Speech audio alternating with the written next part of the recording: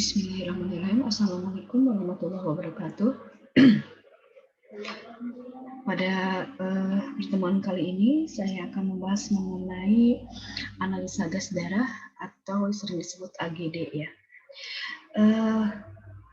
AGD ini sebenarnya awalnya dilakukan oleh perawat, namun seiring berkembangnya waktu bahwa seorang ATLM juga harus menguasai mengenai analisis gas darah ini, karena ada beberapa rumah sakit yang memang memandatkan untuk analisa gas darah ini ke ATLM ya, atau ke analis kesehatan seperti itu. Oke, AGD ini kan merupakan pemeriksaan lab di mana ini sangat penting dengan tujuan untuk mengukur kadar oksigen, CO2 ataupun tingkat asam basa ataupun pH di dalam darah. Nah, ini tujuannya untuk mengetahui status dari oksigen pasien, keseimbangan asam basa, kemudian untuk mengetahui paru dan status metabolisme pasien. Nah, sampel sampel untuk AGD ini berbeda dengan sampel pemeriksaan kimia lainnya. Jadi analisa gas darah ini, sampel yang digunakan itu adalah berupa dari darah arteri, ya, yang dimana itu darah arteri itu diambil dari arteri, bisa dari brachialis ataupun radialis, femoralis, ya, seperti itu. Nah, kemudian apa sih kalau tujuannya di sini adalah untuk mengukur pH darah. Namun secara jelas atau secara luasnya bahwa analisa gas darah ini biasanya dilakukan untuk memeriksa fungsi organ paru yang menjadi tempat sel darah merah, ya. Jadi paru itu kan tempat sel darah merah mengalirkan oksigen dan CO2 dari dan ke seluruh tubuh. Selain itu juga adanya pemeriksaan atau analisa gas darah ini memeriksa kondisi seperti organ jantung, ginjal, ya, serta gejala-gejala yang disebabkan oleh gangguan seperti gangguan distribusi oksigen, CO2 ataupun keseimbangan pH darah. Nah, ini biasanya analisa gas darah ini juga dilakukan pada pasien yang mengalami penurunan kesadaran, gagal napas maupun gangguan metabolik berat lainnya. Ya, ini siapa atau jenis pasien seperti apa? Biasanya pasien yang menggunakan alat bantu nafas ini yang mendapat perlakuan atau yang menjadi pasien untuk pemeriksaan analisa gas darah.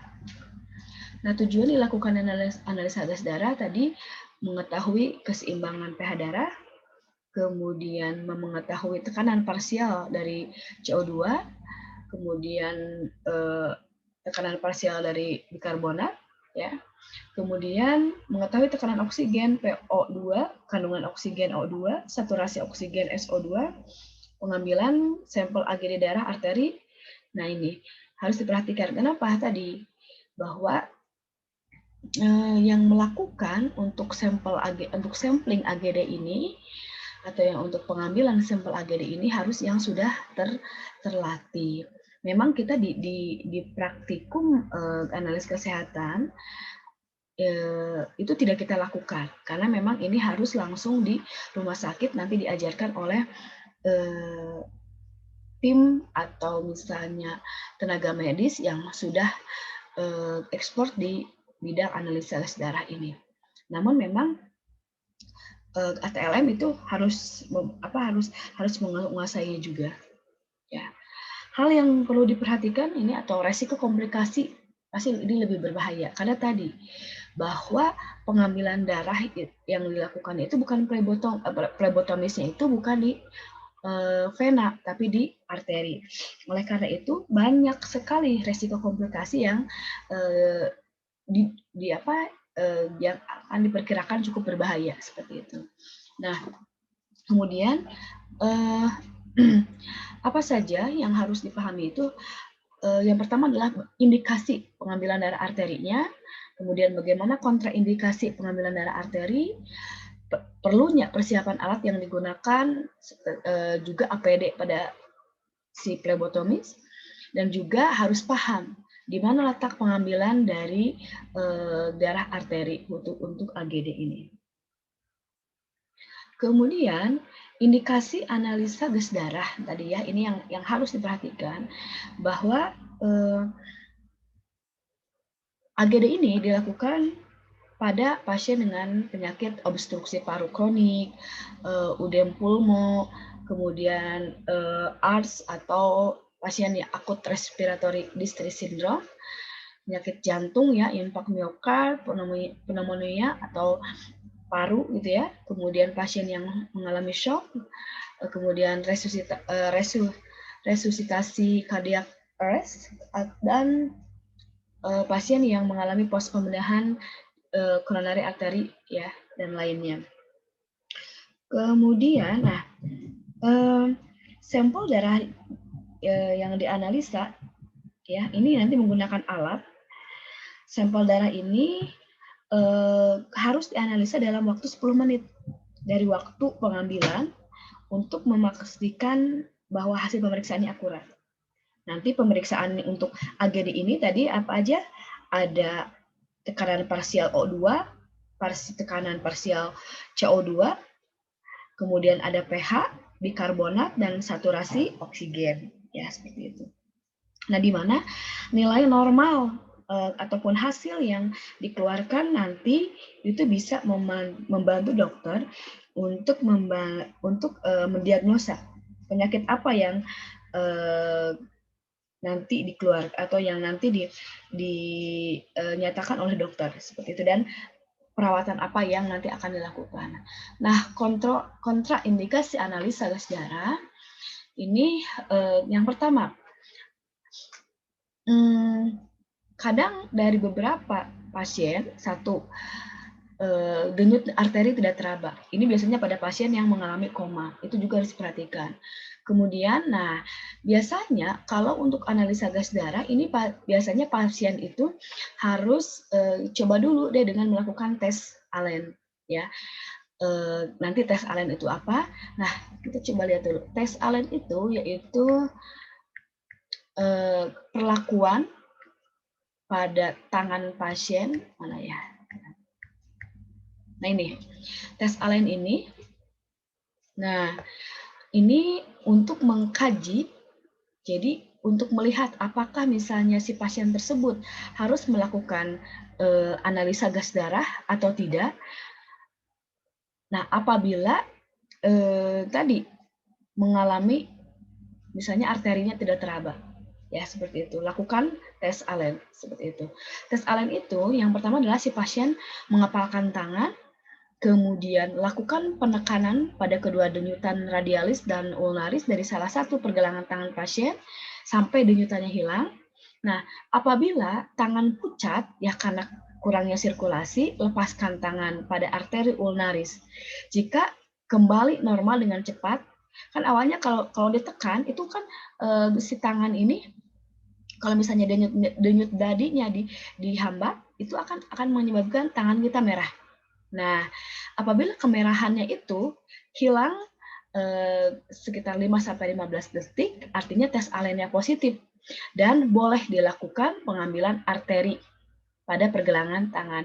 Tapi apabila tes Allen-nya dinyatakan negatif, nah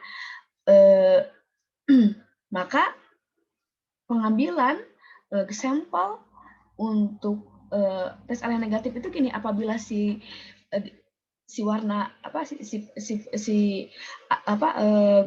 nadinya dilepaskan kemudian warna merahnya cukup, atau misalnya tetap pucat gitu ya, tetap pucat dan tidak normal kembali si warna tangannya seperti itu, kan kalau ditekan itu pucat. Kalau pucatnya cepat hilang, berarti itu tes Allen yang positif, boleh dilakukan arteri tangan. Tapi kalau tes Allen yang negatif, itu apabila pucat pada tangan yang sudah ditekan tadinya itu tidak hilang-hilang, maka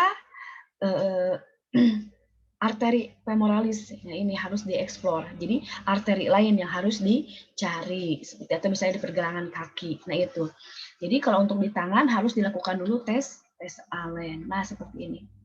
Ya. Tuh. Oke, balik lagi tadi ya. Jadi ini saya mundur dulu karena persyaratannya itu harus dilakukan tes Allen apabila mau melakukan arteri di bagian pergelangan tangan. Nah, ini masih pra-analitik ini ya, pra-analitiknya. Oke, selanjutnya, nah kalau tadi modifikasi Allen yang negatif, tetapi dipaksa untuk melakukan pengambilan darah lewat arteri radialis, maka akan terjadi trombosis, ya. Jadi tidak boleh. Yang kedua adalah selulitis atau adanya infeksi terbuka atau penyakit pembuluh darah perifer pada tempat yang akan diperiksa. Ini bisa menyebabkan seperti apa ya namanya itu yang tidak boleh dilakukan, gitu ya. Kemudian tidak boleh dilakukan AGD ini juga kalau terjadi gangguan pembekuan, ya seperti itu. Itu tidak boleh juga dilakukan analisa gas darah. Komplikasi apa yang akan dimunculkan? Satu, apabila jarum sampai menembus periosteum tulang, maka akan menimbulkan nyeri. Bisa juga perdarahan, cedera saraf, dan spasma arteri. Makanya AGD ini dilakukan oleh tenaga medis, bisa dari perawat atau TLM yang sudah terlatih. Seperti itu ya, tidak boleh sembarangan. Jadi AGD ini dilakukan oleh tenaga medis yang memang di rumah sakit atau di tempat di rumah sakit atau di bagian apa ya di rumah sakit yang memang si tenaga medis itu sudah diberikan mandat untuk diperbolehkan pengambilan darah, sampel arteri untuk AGD. Nah, lokasi pengambilan darah arteri tadi ya, ada radialis dan arteri ulnaris tadi, tapi harus dilakukan tes Allen karena ini kan untuk melihat sirkulasi darah di tangannya dia bagus apa tidak ya. Tadi Allennya negatif atau positif. Kalau arteri dorsalis pedis, nah ini arteri pilihan ketiga. Jadi kalau misalnya memang brachialis femoralis, radialis sudah tidak bisa, ya udah baru boleh di dorsalis pedis. Kemudian brachialis, ini maaf, kalau ini arteri pilihan tadi kan pilihan pertamanya radialis, kalau tidak ulnaris. Nah ini kalau misalnya tes Allennya di radialis ulnaris, ini tes Allennya negatif, maka pindah ke dorsalis pedis. Ini pilihan ketiga. Kalau di dorsalis pedis pun dia sama tidak bisa, pindah ke brachialis, boleh ya. Kalau di sini sudah tidak bisa, pindah ke femoralis. Ya, ini pilihan terakhir kalau femoralis ini. Kemudian, ya ini kenapa? Karena jika sembarangan pada saat pemilihan arteri, ya khawatirnya akan mengalami obstruksi pembuluh darah, ya. Kemudian kalau yang femoralis itu kan tadi pilihan keempat, ya. Itu terletak sangat dalam dan salah satu pembuluh utama yang memperdarahi ekstremitas bawah, ya. Femoralis atau brachialis itu jangan digunakan kalau masih ada alternatif kedua dan ketiga, ya. Kalau misalnya brachialis yang kalau kedua dan ketiga masih bisa, brachialis dan femoralis itu tidak disarankan karena tadi khawatirnya mengalami spasme atau trombosis. Ya, ini tadi ya ini. Nah ini kalau yang tadi ini radial arteri dan ini ulnar arteri. Ini pilihan 1 dan 2.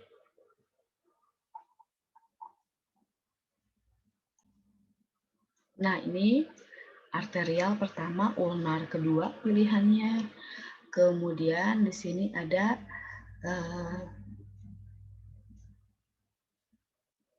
tadi ini ada femoralis ya.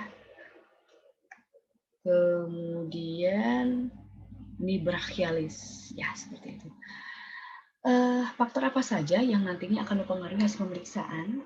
Yang pertama adalah obat-obatan ya. Obat-obatan yang mempengaruhi nanti misalnya ini pH darahnya akan meningkat, itu dipengaruhi oleh natrium bikarbonat, natrium kalium oksalat. Kalau tekanan parsial CO2 dia akan meningkat dipengaruhi oleh obat-obatan seperti aldosteron, kemudian ethylenic acid, hidrokortisol, metalazol, prednisone, sodium bikarbonat, dan thiazid. Bikarbonat, asam bikarbonat HCO3- dia akan meningkat dipengaruhi oleh obat-obatan jenis garam alkali dan obat-obatan diuretik. HCO3-nya menurun itu dipengaruhi obat-obatan acid salt atau garam asam. Ya. Kemudian obat-obatan juga kemudian pengaruh dari gelembung udara. Ya, gelembung udara juga ini bisa menyebabkan gelembung udara dari apa? Biasanya dari pada saat pengambilan sampelnya dari spuitnya ya, itu kalau misalnya ada gelembung udara maka akan menyebabkan yang tadinya tekanan parsial karbon dioksidanya rendah, dia akan meningkat kalau ada gelembung udara. Kemudian antikoagulan juga ini akan menyebabkan yaitu penurunan pada PCO2. Makanya diharuskan untuk AGD ini tidak ditambahkan antikoagulan. Pemeriksaannya kan tadi harus cepat, kalau bisa 10 menit. Jadi setelah pengambilan itu harus langsung diperiksa seperti itu. Kemudian, nah ini metabolisme tubuh juga dia mempengaruhi hasil pemeriksaan nantinya. Jadi sampel yang diambil sebaiknya diperiksa dalam waktu 20 menit. Alangkah baiknya 10 menit itu bisa ya. Setelah pengambilan, jika tidak langsung diperiksa, bisa disimpan di lemari pendingin selama beberapa jam. Ingat bahwa analisis darah sampelnya tidak diberikan antikoagulan. Suhu juga ini mempengaruhi ya, jadi bisa menyebabkan meningkatnya tekanan oksigen O2 dan tekanan CO2-nya. Sementara pH ini akan mengikuti perubahan PCO2. Saturasi oksigen, nah ini naik turunnya oksigen dipengaruhi oleh tekanan parsial oksigen dalam darah, suhu tubuh, pH darah, dan struktur hemoglobin. Darah vena ini bisa sebenarnya digunakan untuk analisa garis darah ya. Jika darah arteri tidak bisa diperoleh, tapi biasanya ini untuk vena hanya untuk mengevaluasi pH saja dan tekanan parsial dari CO2-nya. Ya, seperti itu. Jadi karbonatnya itu tidak bisa terukur ya. Untuk karbonat kemudian PO2 juga tidak bisa terukur. Kemudian nilai normalnya untuk pH itu nilai normalnya itu di rentang 7,35 sampai 7,45. Ya. Kalau pH-nya di bawah 7,35 itu kan berarti masuk ke pH asam, di atas 7,45 seperti 8, 9, 10 itu pH-nya basa. Kemudian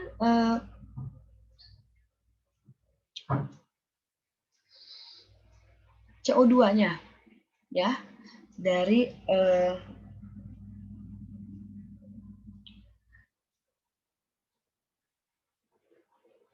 yang kedua itu ada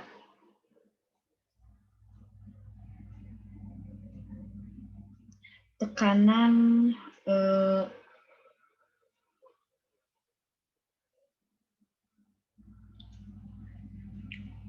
CO2-nya ini, tekanan parsial ya dari CO2.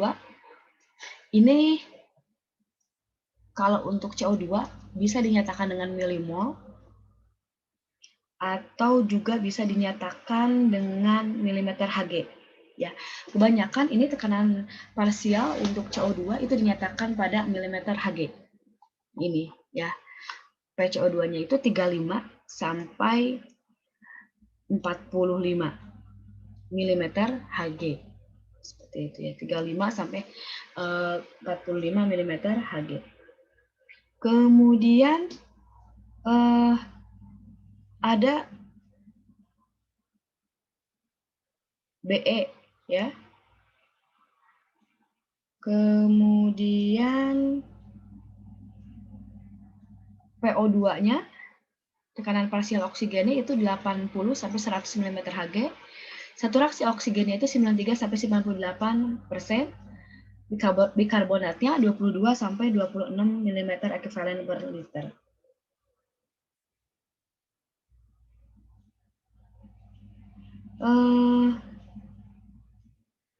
Kadang ini ya, beberapa referensi itu berbeda. Contoh pada biasanya ini tergantung dari alat ya, karena kan AGD ini menggunakan alat. Misalnya PCO3 ada yang di rentangnya itu 38 sampai 42 mm Hg itu ada. Jadi nanti nilai normalnya dilihat dari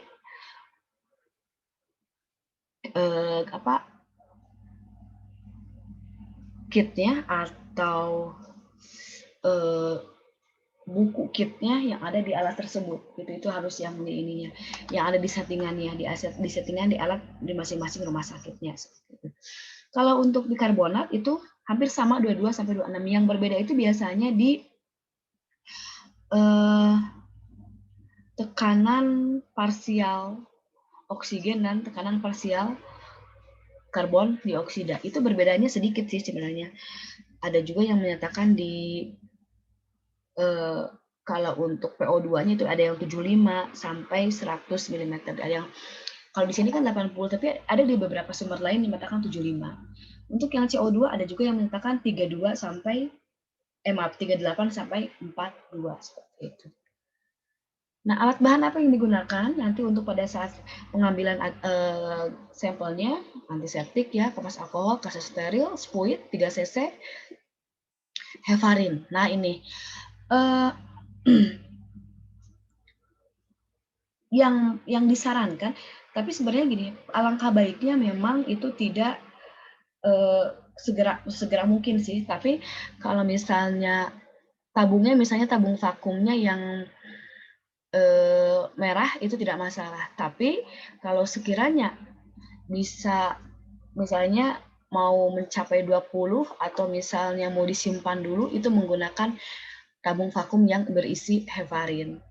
Itu bisa heparin ataupun yang anti koagulan. Karena tadi koagulan itu akan mempengaruhi ya sebenarnya. Anti koagulan ini akan mempengaruhi yaitu menurunkan PCO2. Tapi banyak karena mungkin pemeriksaannya juga cukup banyak, misalnya itu digunakan antikoagulan heparin. Kontainer atau es, label spesimen, sarung tangan, pengalas, bengkok, dan plester. Ya. Prosedur pengambilan spesimen darah arteri, ya. Cek catatan mediknya. Tadi alasan pengambilan spesimen darahnya itu harus rasional, ya. Rasional mengidentifikasi tipe darah yang dibutuhkan dan bagaimana mengumpulkannya. Riwayat faktor risiko perdarahan, terapi antikoagulan, gangguan perdarahan, jumlah termosit rendah. Rasional, mengingatkan untuk menyiapkan peralatan tambahan untuk penekanan pada daerah penusukan. Karena apa? Arteri itu kan kalau diambil itu tidak kayak vena gitu. Kalau vena kan misalnya ditekan dia bisa berhenti, tapi kalau untuk arteri itu butuh penanganan, ya. Kemudian tadi harus tahu juga faktor kontraindikasi dilakukan penusukan pada arteri atau vena. Ya, seperti itu. Siapkan formulir lab, cuci tangan, dan baru persiapan alat bahannya. Ya. Ini kalau pelaksanaan sih saya tidak usah kasih tahu ya, karena memang mungkin tinggal dibaca saja. Biasa bersalam, panggil pasien dan namanya. Tadilah tes alen ya, tes alen dulu untuk radial dan ulnar ya, seperti itu pada datangan. Nah, ini beberapa masalah yang mungkin timbul selama prosedur ya. Misalnya pengambilan darah, tidak ada darah yang keluar. Solusinya jarum tidak ada di dalam vena. Tank jarum perlahan-lahan, jadi terlalu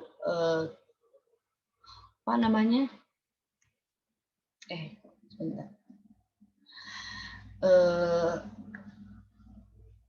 pengerjaannya tidak cepat seperti itu. Bisa hematum juga ya. Kemudian tempat penusukannya setelah diambil itu keluar darah terus. Nah, ini harus dilakukan penekanan sampai 1-2 sampai 2 menit ya. Ditekan dulu. Iya 2 menit. Kalau di daerah vena ya. Kalau untuk arteri 5 sampai 10 detik. Maaf, 1 sampai 2 detik. Kalau yang di vena ya, tapi kalau arterinya misalnya darahnya terus keluar itu 5 sampai 10 detik. Nah, tadi harus dilakukan oleh tenaga yang terlatih. Ya, seperti itu untuk pra-analitiknya ya. Nah, kemudian sebentar.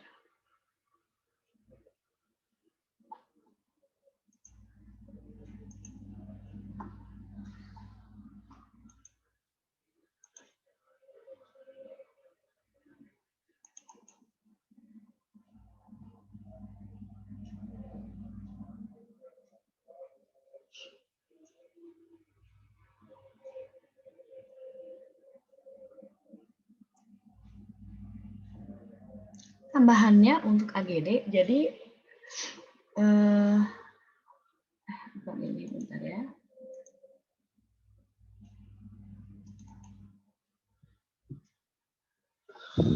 Nah, ini.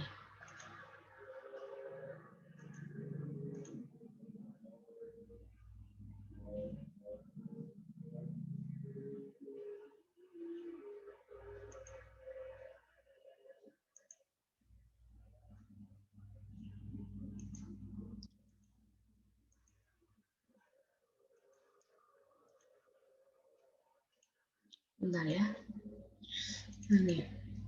Nah, ini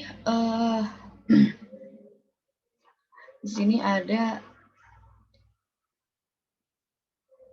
Nah, kalau pH-nya kurang dari 7 itu disebut asam, pH-nya lebih dari 7 itu basa ya. Ini nama istilah-istilah, ada bikarbonat, tekanan parsial oksigen, tekanan parsial CO2 gitu ya. Saturasi oksigen. Nah, ini. Nah, kemudian di dalam analisa gas darah, nanti diinterpretasi datanya ada yang disebut dengan kondisi asidosis metabolik, ada yang disebut kondisi alkalosis metabolik, dan juga ada asidosis respiratorik dan ada alkalosis respiratorik. Bagaimana kondisi yang disebut dengan asidosis metabolik? Nah, asidosis metabolik ini apabila pH-nya kurang dari 7,4, bikarbonatnya rendah. Artinya bikarbonatnya ini kurang dari 22. Misalnya bikarbonatnya 18, 20. Nah, itu kondisinya asam. Kemudian PaCO2-nya juga ya, tekanan parsial karbon dioksidanya pun rendah. Rendah itu misalnya di bawah 38 atau misalnya 32 ya. Seperti itu, bisa 32 atau misalnya 30, itu disebut kondisi asidosis metabolik. Kalau asidosis, dari mana dilihatnya? Nama asidosis itu dari, lihat, ini dari pH darah. Metabolik itu dilihat dari metabolisme. Kan metabolismenya itu ada di bikarbonat. Bikarbonat kan dihasilkan dari proses metabolismenya. Dia harusnya ini kan bikarbonatnya rendah. Berarti dia masuk ke riwayat asidosis metabolik ya. Kondisi asidosis metabolik. Kemudian ada asidosis alkalosis. Nah, alkalosis metabolik ya. Ini apabila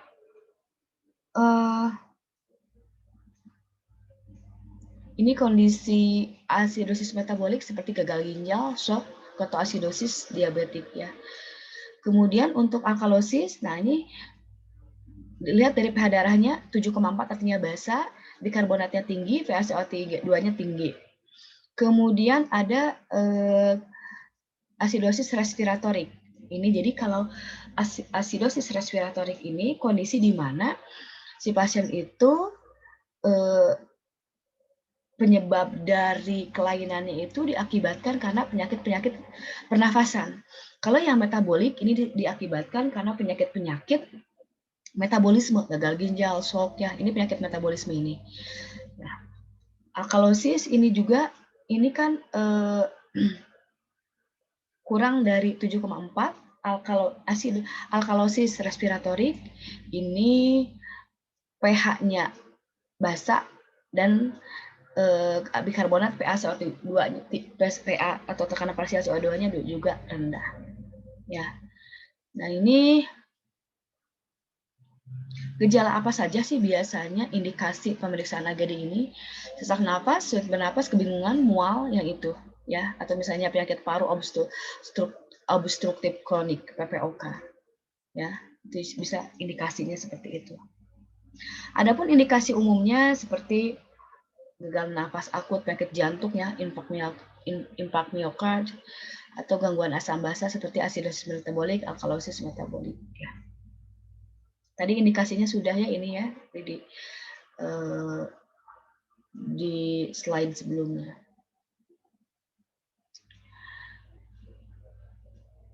Nah, ini tadi sudah diterangkan apa yang disebut dengan bagaimana kalau disebut asidosis, alkalosis ya ini. Nah ini.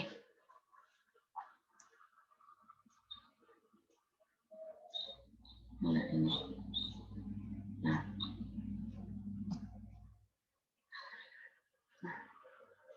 Bila ini misalnya dari hasil tes ya, bila hasil tesnya itu dia normal pH-nya kan 7,35 sampai 7,4 lah anggapnya.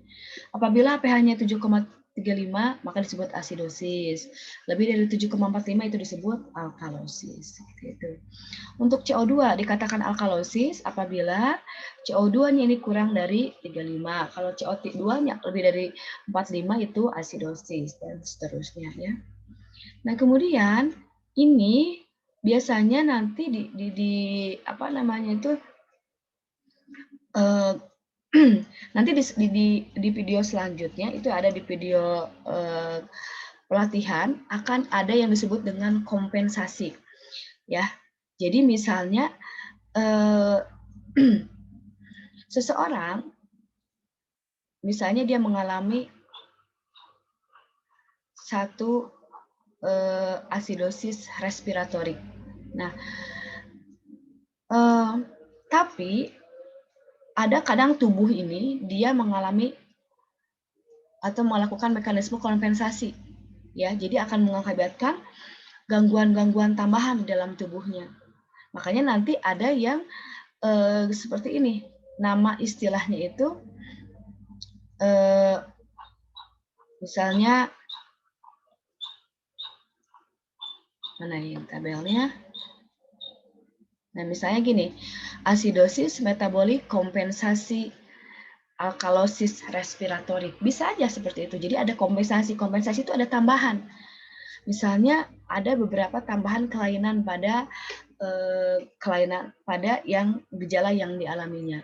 Nah, nanti akan dibahas ya nanti di slide satu lagi. Nanti bisa kalian simak juga ya seperti itu. Oke, untuk yang pertemuan kali ini dicukupkan dulu sekian. Kalau misal ini untuk praanalitik dulu ya, ini untuk praanalitiknya nanti di slide selanjutnya ada istilah-istilah dari kondisi dari hasil tes AGD ini. Terima kasih. Assalamualaikum warahmatullahi wabarakatuh.